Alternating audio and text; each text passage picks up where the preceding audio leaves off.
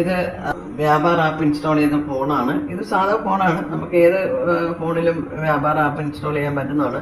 അപ്പൊ ഇതിലെങ്ങനെയാണ് നമുക്ക് ബാർകോഡ് വെച്ചിട്ട് ബില്ല് ചെയ്യുന്നത് എന്നുള്ളതാണ് കാണിക്കുന്നത്. അപ്പൊ ബാർകോഡ് മിക്കവാറും ഉള്ള പ്രോഡക്റ്റിലൊക്കെ നമുക്ക് ബാർകോഡ് ഉണ്ടാവും. അപ്പൊ നമുക്കിപ്പോ ഒരു ബാർകോഡിങ് മെഷീൻ മേടിച്ചിട്ട് ബാർകോഡ് ചെയ്യണമെങ്കിൽ അതിൽ കുറച്ച് എക്സ്പെൻസീവ് ആണ്. അതിപ്പോ അതില്ലാണ്ട് തന്നെ നമുക്ക് എങ്ങനെയാണ് ഇപ്പൊ ബാർകോഡ് ബില്ലിങ് എങ്ങനെ നമുക്ക് ചെയ്യാമെന്നുള്ളതാണ് കാണിക്കുന്നത്. ഇപ്പൊ അതിനായിട്ട് നമുക്കിപ്പോൾ കുറെ പ്രോഡക്റ്റുകൾ ഇവിടെ കൊടുത്തിട്ടുണ്ട്.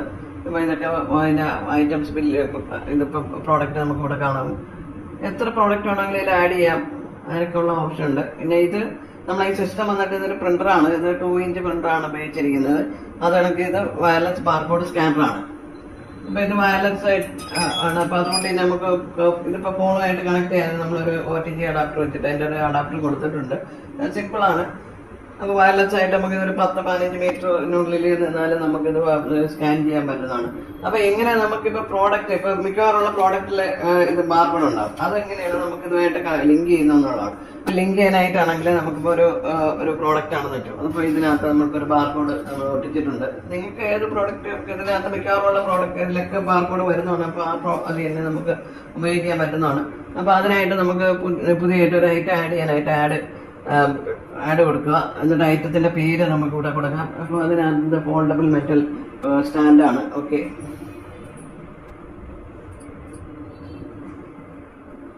എന്നിട്ട് നമുക്ക് ഇതിന്റെ ബാർകോഡ് ഇതുമായിട്ട് കണക്ട് ചെയ്യാനായിട്ട് നമുക്ക് സ്കാൻ ചെയ്ത് കൊടുത്താൽ മതി. അപ്പൊ നമുക്ക് അതിന്റെ പ്രോഡക്റ്റിന്റെ വാല്യൂ ഇവിടെ വരും. എന്നിട്ട് HSN കോഡ് ഉണ്ടെങ്കിൽ കൊടുക്കുക. പ്രൈസ് നിങ്ങൾ വിൽക്കുന്ന പ്രൈസ് എത്രയാണ്, നമ്മളിപ്പോൾ ഒരു 500 ആണ് കൊടുത്ത് നമ്മൾ 500 വെച്ചിട്ട് നമ്മൾ സേവ് ചെയ്യും. നമുക്ക് ഇത്രയും ചെയ്താൽ മതി. അതിന് ബില്ലടിക്കുമ്പോൾ ഇത് ഓട്ടോമാറ്റിക് വന്നോളാം. പിന്നെ വേറൊരു പ്രോഡക്റ്റ് നമുക്ക് ഇതിനകത്ത് ലിങ്ക് ചെയ്യിക്കാനാണെങ്കിൽ നമുക്ക് ഇതിനൊക്കെ പ്രോഡക്റ്റ് ആഡ് ചെയ്യാം. അതിനൊക്കെ നമുക്ക് പ്രോഡക്റ്റിന്റെ പേര് എന്താണെന്ന് വെച്ച് കഴിഞ്ഞാൽ നമുക്ക് ഇതൊക്കെ കൊടുക്കാം.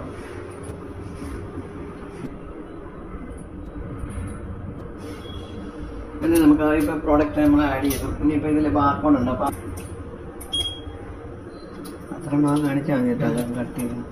പിന്നെ HSN കോഡ് നമുക്ക് വേണമെങ്കിൽ കൊടുക്കാം. നമുക്ക് സെയിൽ പ്രൈസ് എത്രയാണെന്ന് വെച്ച് കഴിഞ്ഞാൽ സെയിൽ പ്രൈസ് കൊടുക്കാം. അപ്പോൾ ഒരു 200 സെയിൽ പ്രൈസ് അങ്ങനെ കൊടുത്തിട്ട് നമ്മൾ സേവ് ചെയ്യുന്നു.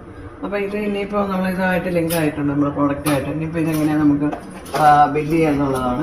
ആഡ് ന്യൂ സെയിൽ എടുക്കുക അപ്പോൾ ബില്ല് ചെയ്യാനായിട്ട്. എന്നിട്ട് കസ്റ്റമർ നമുക്കിവിടെ ക്രെഡിറ്റ് ആണോ ക്യാഷ് ആണോ എന്ന് നമ്മൾ ചോദിക്കുന്നുണ്ട്. നമുക്ക് ക്യാഷ് ആണെങ്കിൽ കസ്റ്റമർ കൊടുക്കണമെന്നില്ല, അത് ഓപ്ഷനിലാണ്. അതിൽ ക്രെഡിറ്റ് ആണെങ്കിൽ നമുക്കിപ്പോൾ വേണമെങ്കിൽ ഇപ്പോൾ കസ്റ്റമർ കൊടുക്കാം. നമുക്ക് ഇതിലുള്ള ഏതെങ്കിലും ഒരു കസ്റ്റമർ നമുക്ക് ഇതിനകത്ത് സെലക്ട് ചെയ്യാം. അപ്പോൾ അത് ഇത് ടെസ്റ്റിന് വേണ്ടി കൊടുത്തതാണ്. അപ്പോൾ ഇതിൽ ഇനി ബാർകോഡ് വെച്ചിട്ട് ചെയ്യാനാണെങ്കിൽ നമുക്കിവിടെ ബാർകോഡിന്റെ സിമ്പിൾ കൊടുത്തിട്ടുണ്ട്. നമ്മളിപ്പോൾ നേരത്തെ ലിങ്ക് ചെയ്ത ആ പ്രോഡക്റ്റ് ആണ്. നമുക്കത് ഇപ്പോൾ ഇത് 2 പ്രാവശ്യം സ്കാൻ ആക്കിയാൽ ഇത് 2 ആവും, അത് കണക്ക് 3 ആവും ഓട്ടോമാറ്റിക്കായി. അതേ കണക്ക് ഇപ്പോൾ നേരത്തെ നമ്മൾ ഈ പ്രോഡക്റ്റ് ലിങ്ക് ചെയ്തത്. ഇപ്പോൾ പിന്നെ ബില്ല് ചെയ്യാനായിട്ടാണെങ്കിൽ നമുക്ക് ഇത് കണക്ക് ഇത് കൊടുക്കുക. ഓട്ടോമാറ്റിക്കായിട്ട് അത് വന്നോളും. ഇത് കണക്ക് നമുക്ക് ഇത് പ്രൊസീഡ് ചെയ്യുക, അത് സേവ് ചെയ്യുക. നമുക്ക് ഇത് കണക്ക് പ്രിന്റ് വരും.